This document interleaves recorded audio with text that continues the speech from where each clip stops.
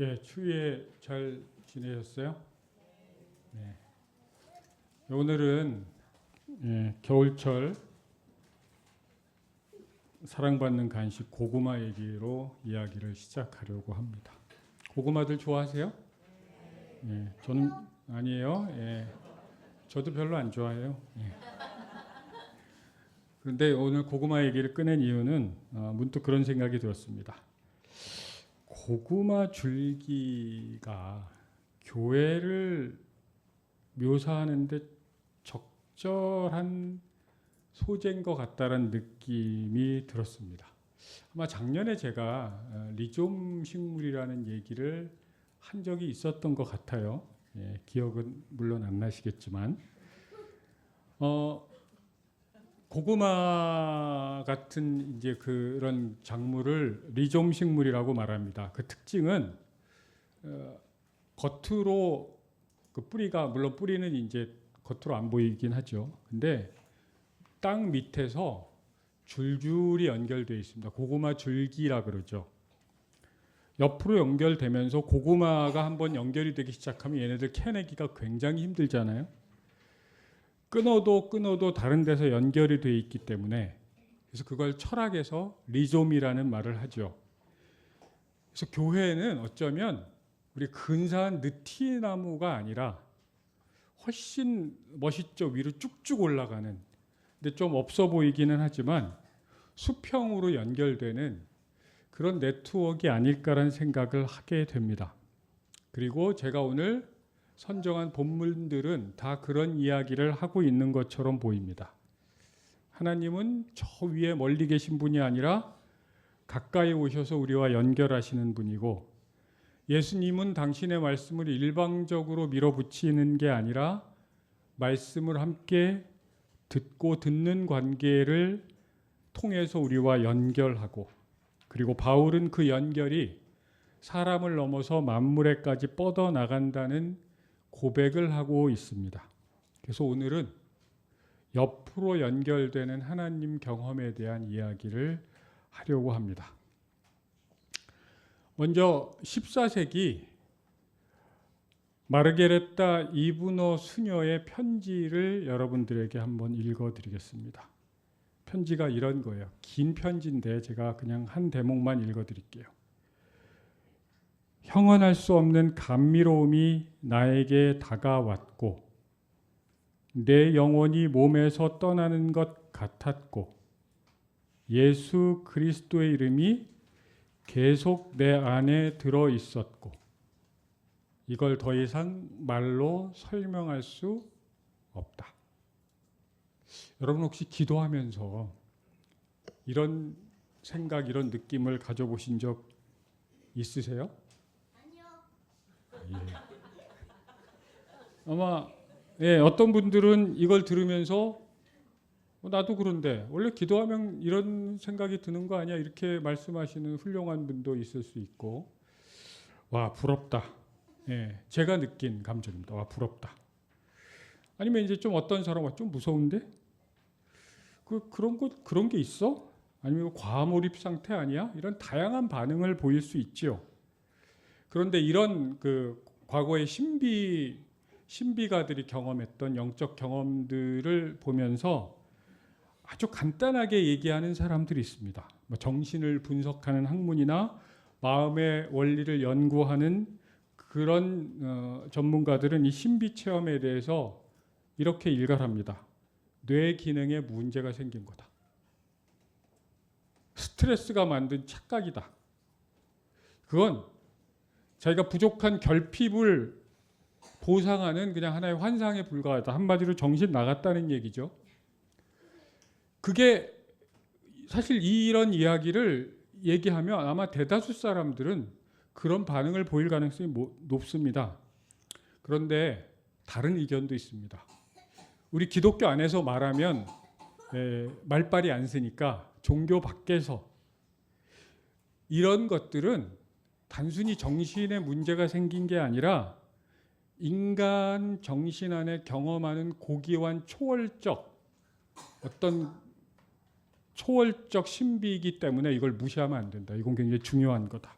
라고 말한 사람들도 있는데 이 중에서 그 말을 한 그 연구를 집중적으로 한 사람 중에 한 명이 미국 심리학의 아버지 윌리엄 제임스라는 사람입니다. 이 사람이 꼭 말이 통하는 거거든요. 예, 메시 정도 되는 사람이 축구에 대해서 말하는 것과 비슷한 거기 때문에 이렇게 무시할 수는 없는데, 근데 과학자들이 우리 입장에서는 던지는 굉장히 싸가지 없는 질문이 있습니다. 증거 있어? 데이터 내놔봐. 여기서 문제가 생깁니다.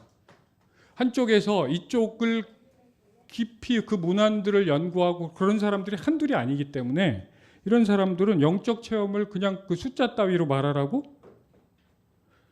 이런 신비를 경험한 사람들은 그건 말로 다 할 수 없는 거다라고 말합니다. 그런데 이쪽 데이터를 중요하는 과학자들은 말하지 말고 수치로 말하라니까 그래야 믿을 수 있지. 그래서 서로 잘 안 섞입니다. 물과 기름 정도가 아니라 물과 프라이팬 수준으로 각각 다른 길을 걷는 것 같지요. 그런데 어느 날 방사선학자, 엑스레이를 하는 사람, 그리고 정신의학자, 저널리스트, 이쪽에 권위 있는 3명이 모여서 책 한 권을 툭 던지면서 이렇게 말합니다. 증거? 여기 있어. 그 증거로 던진 책 제목이 신은 왜 우리 곁을 떠나지 않는가라는 책입니다. 이걸 연구하는 사람들도 처음에는 영적 체험 같은 건 그냥 착각이라고 생각했습니다. 그들도 과학자였으니까. 그런데 이런 사람들이 한둘이 아니란 말이에요. 이걸 그냥 치부하게 뭔가가 있겠다 싶어서 한 명상하는 사람을 찾습니다. 그 사람은 티베트 불교 명상을 수행하는 로버트라는 청년이었습니다. 그리고 그 사람에게 이런저런 기기를 연결하고 명상을 한 1시간 정도 하다가 명상이 절정에 올랐을 때 아주 가장 정밀한 가장 비싼 그 초음파 기계로 그의 뇌를 촬영을 합니다. 그런데 뇌에서 신기한 일이 벌어졌습니다. 이 명상이 깊어지면 깊어질수록 내 뇌의 특정 부위의 활동이 비정상적으로 뚝 떨어지는 걸 발견했습니다. 그 부위가 뭐냐면 정위 영역이라고 해요. 그건 뭐냐면 이런 기능을 한대요. 우리가 그 정위 영역이 있기 때문에 여기가 책상이죠. 여기가 초가 있죠. 나와 내가 아닌 것을 구분하는 뇌라는 거예요. 그러니까 이게 활동을 안 하면 사람은 살 수가 없는 거예요. 이건 24시간 내내 계속 돌아가는 거예요. 나와 너의 경계를, 나와 세상의 경계를 구획시켜주는 거라는 거죠. 그런데 특이하게 명상이 깊어지면 깊어질수록 이게 비정상적으로 떨어지는 걸 발견을 했습니다. 이게 뭐지? 이때 이들은 이 뇌는 이렇게 느낄 수밖에 없다고 결론 내립니다. 내가 혼자서 떨어져 있는 느낌이 아니라 전체와 연결되는 느낌이다. 명상을 하는 사람들이. 이 정의 영역이 줄어들면서 나와 너의, 나와 세상의 경계가 흐릿해지면 그들은 이렇게 느낀다는 거죠. 나는 홀로 떨어져 있는 게 아니라 그게 잘 모르지만 이 세상 전체와 연결되어 있는 느낌이다. 외롭겠어요? 어떻겠어요? 외로움이 사라지는 거죠. 그래서 이들은 그 실험을 다른 곳에서 하기로 합니다. 그게 프란치스코 수녀들의 수도원으로 들어가서 그들과 똑같은 실험을 합니다. 그리고 결과는 비슷합니다. 그 정의 영역의 활동이 확 감소하는 거예요. 차이가 하나 있습니다. 여기 수녀들은 깊은 기도 속에 들어가면서 이렇게 고백을 합니다. 나와 하나님과의 거리가 사라지면서 하나님이 연인처럼 느껴지고 부모처럼 느껴지고 나와 같은 존재처럼 친밀해지기 시작한다고 이야기를 합니다. 되게 재밌지 않아요? 이 사람들이 되게 신기했어요. 그래서 계속 실험을 하면서 데이터가 계속 쌓이면 쌓일수록 그 비슷한 현상들이 똑같이 나옵니다. 그래서 이들은 이런 결론을 내리죠. 사람에게 벌어지는 이 신비 체험은 감정적인 착각이나 희망 회로가 돌아가거나 아니면 그가 결핍됐던 그 애착의 부족을 채워나가기 위한 그런 안간힘이 아니라 비록 굉장히 특이한 현상이긴 하지만 정상적인 뇌 기능 범위 안에서 벌어지는 사건이다. 그러니까 한마디로 과학적으로 증명할 수 있는 실제라고 이야기합니다. 우리가 향심 기도를 지속적으로 하고 일상적으로 그걸 습관적으로 하면, 지난주에 최 목사님이 뇌 영성의 안테나 얘기를 했잖아요. 그 안테나가 더 활성해지고 더 긍정적으로 변할 수 있다는 근거 자료를 저는 손에 넣은 느낌이었습니다. 그리고 이 연구에서는 그냥 가볍게 함께 모여서 찬송을 하고 그냥 일반적으로 예배를 드려도 이런 변화가 나타난다는 거예요. 근데 물론 그걸 낮은 초월 단계라고 말합니다. 우리가 크게 수련하지 않아도, 우리가 함께 예배 드려도. 그런데 뭐 이건 우리의 예배가 낮은 단계라는 건 아니고, 그런데 우리가 일상에서 더 깊은 묵상을 하고 수련을 하면 할수록 나를 초월해서 더 큰, 나보다 훨씬 더 광대하고 큰 어떤 존재와 하나가 되는 느낌이 있다라는 걸 공통적으로 말합니다. 그건 그 존재가 누군진 우리는 알 수 있죠. 그걸 우리는 하나님이라고 하잖아요. 저는 오늘 본문들이 다 이런 내용이라고 생각합니다. 출애굽기 24장에는 이 대목이 있죠. 하나님이 모세와 아론처럼 국가대표 선수만 부른 게 아니라 장로 70여 명을 산으로 부릅니다. 신의 산, 그 거룩한 산에.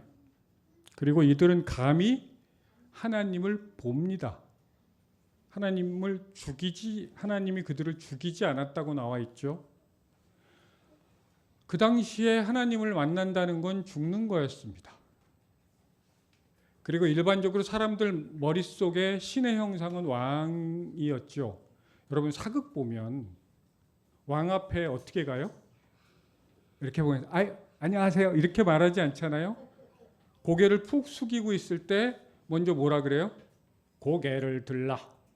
왕이 고개를 들라고 해야 고개를 들을 수 있었어요. 감히 그들은 고개를 빳빳이 쳐들고 신을 본다는 건 그냥 죽으려고 작정을 한 것과 같은 거였죠. 그런데 여기서 그렇게 말하죠. 하나님을 뵈며, 하나님을 보며, 그리고 뭐 했습니까? 같이 먹고 마셨다. 저는 이게 구약에서 굉장히 혁명적 구절 중에 하나라고 생각합니다. 신을 만났는데 야, 너 이거 업무 지시를 하거나 혼나거나 이게 아니라 같이 먹고 마셨다. 그리고 성경이 좀 되게 이제 웃긴 방식으로 디테일합니다. 하나님의 얼굴은 묘사를 하지 않아요. 사람이 묘사할 수 있는 범위를 넘어가는 거죠. 그걸 초월이라고 말하죠. 그 대신에 바닥을 묘사합니다. 바닥을 한마디로 말하면 푸르고 맑고 투명한 바닥. 뭐가 연상이 될까요? 저는 이게 하늘이 연상됐습니다. 푸르고 맑고 투명하고 그게 바닥이에요. 하늘이 마치 바닥이 되고 그 위에 바닥을 깔고 차린 식탁처럼 느껴집니다. 하늘이 저 위에 있는 게 아니라 우리의 기반이 되는 거예요. 그리고 그 위에 식탁이 차려지고 먹고 마십니다. 뭘 마셨을까? 그 당시에 커피는 없었을 테니까 아마 술 아니겠어요? 폭탄주 정도 돌아가진 않았겠지만 술은 원래 기쁨에 기쁨을 더하는 요소예요. 어떤 영성훈련에서 그런 얘기를 한 적이 있었어요. 술은 기쁠 때 먹는 거다. 슬플 때 먹는 게 아니라, 화날 때 먹는 게 아니라, 그때는 정신을 차려야 하고 우리 기쁠 때는 좀 릴렉스하기 위해서. 생각보다 분위기는 굉장히 좀 부드러웠을 거라고 생각합니다. 여러분, 구약에서 함께 먹는다는 것은 보통 세 가지 의미가 있습니다. 첫 번째는 화해를 하는 거예요. 서로 화해할 때. 두 번째는 가족이 된다는 걸 뜻하는 거예요. 식구라 그러잖아요. 우리가 함께 먹는다는 건 같은 식구라는 뜻이죠. 그리고 또 하나는 정말 중요한 사명 앞에서 격려하고 또 다짐을 다는. 어쨌든 하나님은 명령을 내리는 분이 아니라 가까이 앉아 식탁을 나누는 분이라고 이야기하고 있습니다. 그리고 출애굽기 24장부터 본격적으로 지루한 구절이 나옵니다. 출애굽기 24장까지는 정말 성경이 재밌습니다. 스토리텔링이 기가 막히죠. 쫙 가다가 이때부터 뭔 얘기가 나와요. 이 앞부분에 바로 십계명이 나오고, 그리고 십계명까지는 우리가 좀 알아들을 수 있잖아요. 그래, 이건 이렇지. 근데 그 바로 뒤에 따라오는 이야기부터 정말 난해하고 지루하기 짝이 없는, 성막은 어떻게 짓고 언약궤는 어떻게 하고 예복은 이렇게 입고 번제는 이렇게 드리고, 막 읽다 보면 정말 초집중력이 필요한 이 따분해 보이는 규정들. 이 규정의 전제는 뭐냐면 하나님과 겸상을 한 후에 일어나는 한 공동체의 영적 체험을 전제로 하고 있습니다. 우리 뇌에선 어떤 일이 일어났을까요? 그걸 엑스레이로 찍으면 나와 너를 구분하는 영역이 흐릿해지면서 하나님과 상상할 수 없을 정도로, 감히 고개를 들어서 신을 본다는 건 죽음을 의미한다라고 느꼈던 어마어마한 골짜기 이상의 것들을 경험했던 사람들이 뇌에서 하나님하고 나하고 다른 존재가 아니네, 이렇게 가깝다니. 그런 것들이 일어난 후에 주어지는 계명이죠. 이 계명들은 그 가까운 하나님을 우리가 어떻게 일상에서, 우리가 만나는 성막을 통해서, 언약궤를 통해서 어떻게 더 일상에서 그걸 가져올 수 있을까를 이야기하는 것이라고 생각을 해야 하지요.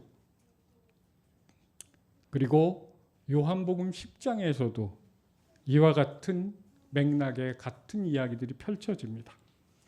요한복음 10장 앞부분에 성전 봉헌절이라는 절기가 나옵니다.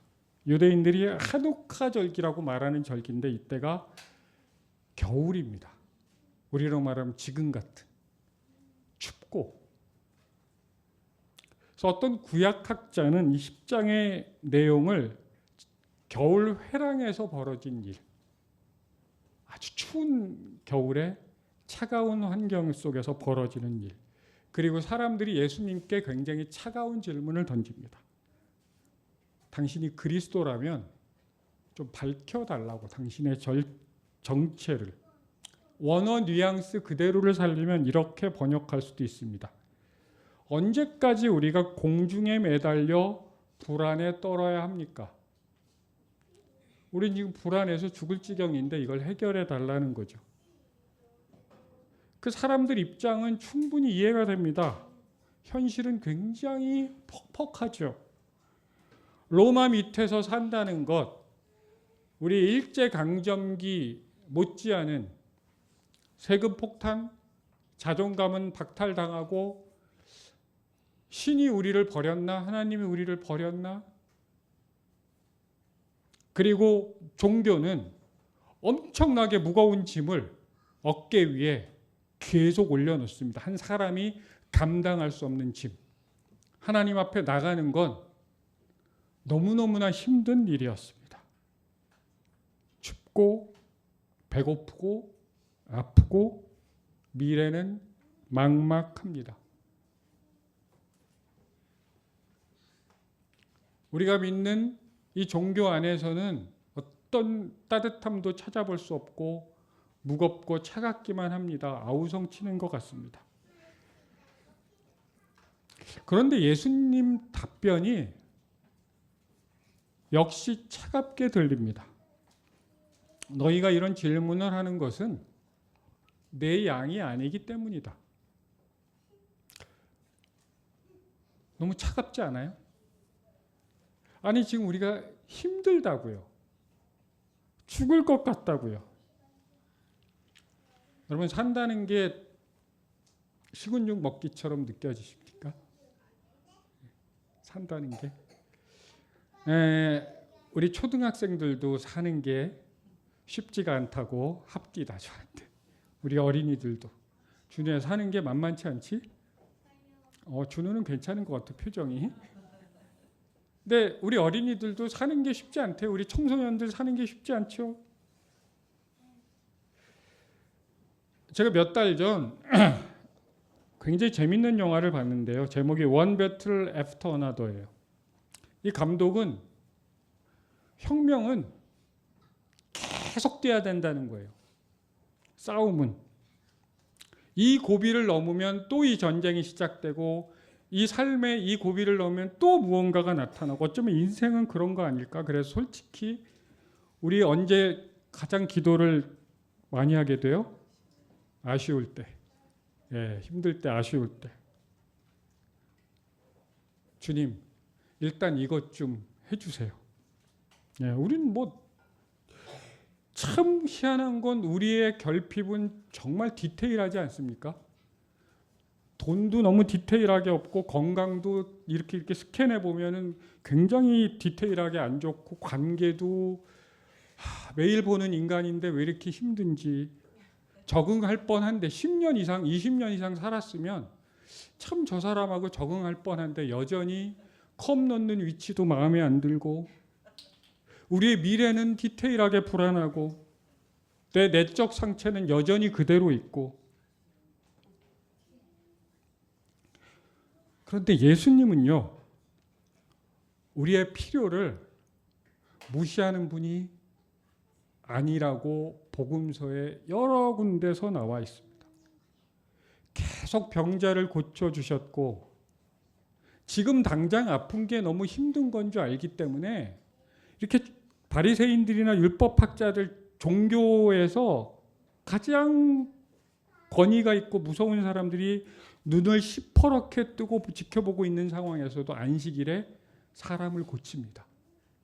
바리새인 입장에서는 저 인간이 내일 할 수도 있는데 왜 지금 하는 거냐고 얘기해요.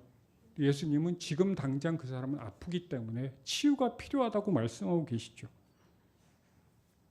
잔치집에 떨어진 술독까지도 포도주도 알뜰하게 챙기신 분이고 이제 죽었다 살아난 소녀를 가르치면서 한 얘기가 뭐예요? 먹을 것을 주어라. 오병이어의 기적은 말할 것도 없이 예수님은 우리에게 일용할 양식을 구하라고 그 기도를 가르치셨고 그리고 예수님 이렇게 말씀하셨죠. 너희에게 그런 것들이 필요하다는 것을 하늘 아버지께서는 이미 다 아신다. 한번 따라해 볼까요? 우리의 필요를 하늘 아버지는 이미 다 아신다. 문제는 뭐냐면 그게 우리가 안 믿겨지는 거예요. 데이터를 달라고요. 통장 잔고에 찍혀 있어야 그걸 믿지. 그런데 예수님이 이 말씀을 던지시는 건 우리가 하나님과의 맺는 방식을 바꿔야 된다고 말씀하시는 거죠. 우린 하나님 자체보단 하나님으로부터 나오는 축복 같은 거 이런 걸 더 원하죠. 우리가 서울을 좋아하잖아요. 음양을 하기 때문에 좋아하는 게 아니라 그냥 서우가 좋아서 서우를 만나잖아요. 하나님도 그렇게 만나야 된다는 거죠. 그게 살아있는 관계라는 거죠. 예수님의 핵심 답은 이런 거예요. 내 양들은 내 음성을 듣는다. 여기서 음성은 예수님의 메시지만을 말하지 않습니다. 하나님은 어떤 공문이나 율법을 하늘에서 뚝 떨어뜨리는 분이 아니에요.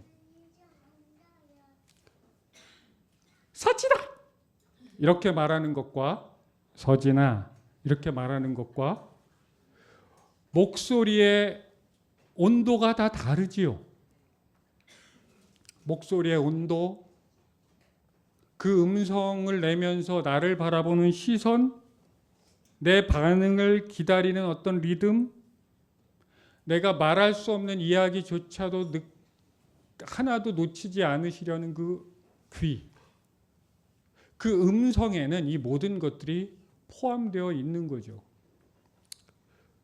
지난 일이니까 우리 교회를 처음 시작할 때 함께 시작했고 그리고 그 후에 계속 합류해줬던 우리 소일 가족들은 우리 목회자들이 함께하는 그 여정에 120% 함께 동의하고 함께 오히려 저희들보다 더 적극적으로 그것들을 함께 해주셨습니다. 그래서 우리가 여기까지 올 수 있었죠. 근데 초창기에 딱 하나 갸우뚱하고 퀘스천을 찍은 게 뭐였을까요? 신앙교육이었습니다. 그래도 목사님 저한테 조심스럽게, 여러분들은 너무나 친절하고 좋은 분들이었기 때문에 정말 조심스럽게, 근데 애들한테 모세가 베드로 친구가 아니라는 것 정도는 알려줘야 되지 않을까요? 뭐 그런 이야기들. 뭔가 우리는 집단 무의식 속에 머릿속에 어떤 그 정보가 입력되지 않으면 굉장히 불안해한다라는 것들을 다시 한번 알 수가 있었습니다. 근데 우리 모두가 그 음성은요, 하나님의 음성, 예수님의 음성은 그 내용뿐만 아니라 그 음성을 전달하는 따뜻함이 훨씬 더 중요하다고 믿었기에 사랑받는 경험이 우리의 신앙을 더 깊이 있게 만들고 더 웅장하게 만든다는 사실을, 그래서 그 음성을 끊임없이 듣는 것, 그렇게 되면 예수님을 자동적으로 알게 되고 따르게 되고 닮아가게 된다. 그 구체적인 우리의 신앙의 선배들이 했던 길이 듣는 관계예요. 그게 관상기도의 핵심이죠. 그리고 우리가 함께 하자고 계속 얘기하고 있는 향심기도, 그게 그 길로 가는 통로입니다. 그리고 그 여정을 걷다 보면 예수님이 하신 말씀의 그 자리까지 우리를 데려가신다는 믿음. 나와 아버지는 하나다. 나와 아버지는 하나니까 너희들은 뭐 나하고는 범접할 존재가 아니야가 아니라 너희도 그렇게 사랑하면 아버지가 너와 하나임을 알게 될 거다. 그걸 이해하지 못했던 사람들은 예수님을 죽일 증거로 채택합니다. 저 정도까지 갔으면 이제 막 나가는 거지. 없애야 되겠다. 그 반열에 들어있었던 사람이 바울이었습니다. 바울은 원래 분류에 강한 사람이었어요. 율법을 지키는 사람, 못 지키는 사람, 정통 유대인, 이방인, 죽어 마땅한 자, 살려야 될 자, 선이 분명했죠. 죽음을 불사하고라도 그걸 해야만 했던 사람입니다. 그러다가 다메섹에서 엄청난 은혜를 경험합니다. 자기와 하나님 사이를 가르는 그 장막이 사라지면서 예수님의 음성이 들린 거예요. 그리고 하나님은 구별이나 차별이 아니라 사랑과 은혜임을 깨닫습니다. 그때 바울에게서 영생이 시작됩니다. 그리고 그의 시야는 어마어마하게 넓어집니다. 계속 하나 되는 여정, 연결의 여정을 걷는 거예요. 유대인뿐만 아니라 이방인, 사람뿐만 아니라 만물까지. 그래서 모든 것이 하나님께로 나오고 하나님으로 말미하고 하나님께로 돌아간다는 고백을 그의 온 삶을 통해서 증언합니다. 여기 리존 비유가 딱 들어오지요. 교회는 거대한 느티나무가 아니라 그 위로 쭉쭉 뻗는 구조라기보다는 고구마 줄기처럼 옆으로 번지는 연결이다. 보이지 않게 연결되어 있고 끊어도 다른 데서 또 이어지고 위계보다는 네트워크이고 수직이 아니라 수평으로 확장되는 하나님이 연결하시는 방식으로 우리는 연결되어 있음을 고백하는 겁니다. 그래서 우리가 평소에 너무나 잘 알고 있는 세 가지 이야기를 제안하면서 말씀을 마치려고 합니다. 우리는 어떻게 옆으로 연결되는 그런 공동체, 그런 영성을 살 수 있을까? 첫 번째는 당연히 일상에서 호흡과 함께 기도하는 거예요. 하나님의 현정과 활동에 동의한다고 숨 쉬면서 눈을 뜨면서 운전하면서 그리고 하루에 20분씩 시간을 내서 아침과 저녁에 향심 기도를 하고 우리 어린이들은 20분이 아니라 한 10분만 해도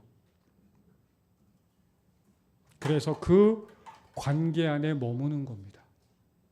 아, 당신의 음성을 계속 들려주고 있었구나. 그러면 우리의 뇌 안에서 나만 고립돼서 사는 게 아니라 그동안 진화 생물학에서는 이렇게 얘기했거든요. 인간은 생존에 가장 적합하게 진화되어 왔다. 그게 제일 중요하다고. 그냥 혼자니까. 물론 이 연구에서도 그렇게 연결되는 게 생존에 가장 유리하기 때문에 연결을 했다는 거예요. 생존 너머에 더 큰 것이 있다는 거죠. 그리고 두 번째는 우리 주일 예배를 함께 먹고 마시는 식탁으로 하늘을 밑에 쫙 깔고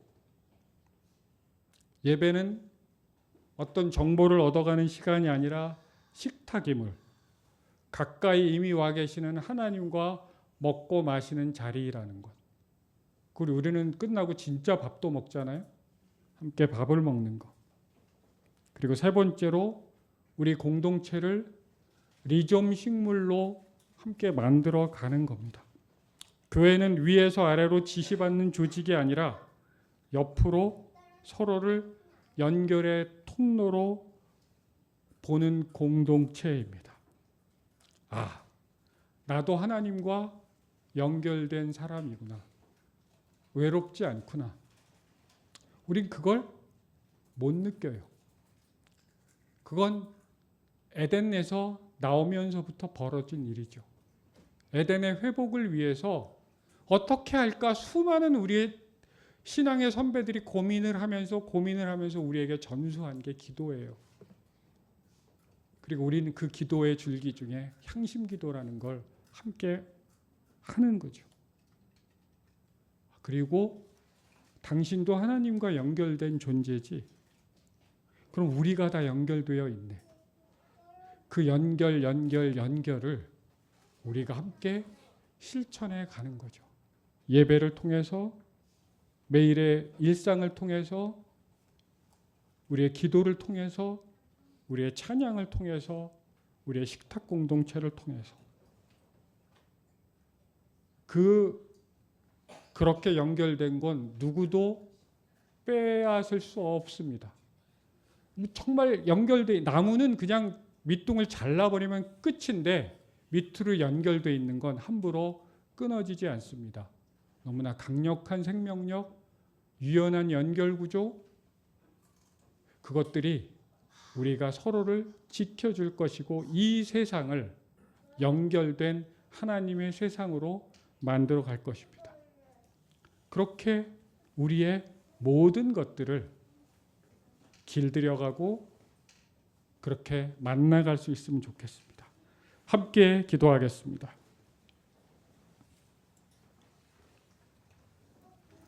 하나님, 우리에게 오셔서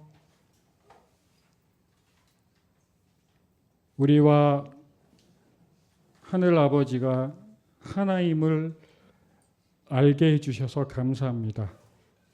그리고 우리 모두가 연결되어 있음을 알려주셔서 감사합니다. 그 음성을 잘 알아듣는 당신의 양들이게 하여 주시옵소서. 예수님의 이름으로 기도합니다. 아멘.